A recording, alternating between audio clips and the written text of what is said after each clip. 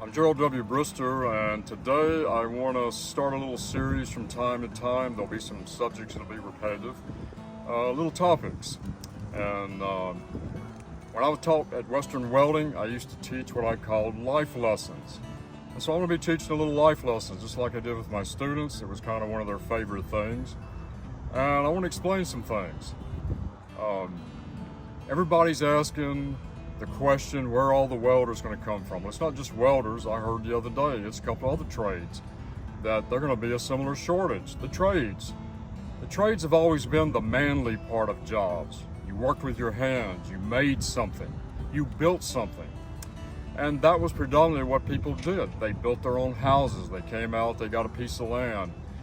They risked everything to come across this country. We're pretty soft now. We're into the techie age, the computers, the office jobs. And I know somebody that worked their way up kind of from the bottom, was probably making $250,000 a year in benefits, but they lost their job. They didn't have a trade, they didn't have a skill. They had risen in a company through their efforts. And you don't want to be that guy. That's all these people coming out of college now. Well, what's the problem? The problem is scientifically that literally, I heard this again today, in the last 50 years, the testosterone levels and the sperm count in men have gone down almost in half. Can you believe that? I've seen ads now that I didn't even know existed till last week called Hims. Well, what is Hims? It's Viagra for 30-year-olds. Who would have ever thought? Not me. But that's what's going on, and that's where it's coming from. So it's because of the chemicals and the water and the air and things like that. We've been assaulted for a while, and the masculinity is going down, and we're being effeminized. All right, let's continue. The effeminization of America, American men. How's that happening? Chemicals, water, food, cell phones in your pocket are killing your sperm count and driving your testosterone down. Most of you don't even know that, probably don't even care, but you will in a few years if you're having to go buy Hims. What else is going on? They're trying to overthrow America. Satan cannot create anything. All he ever does is invert, like a cup of water. If God sets it like this, he turns it out. Everything today you can see them. They're not even hiding anymore. Everything that is right is wrong. Everything that is wrong is right. But there's nobody in the trades. I don't care how much money you pay, and the pay is too low.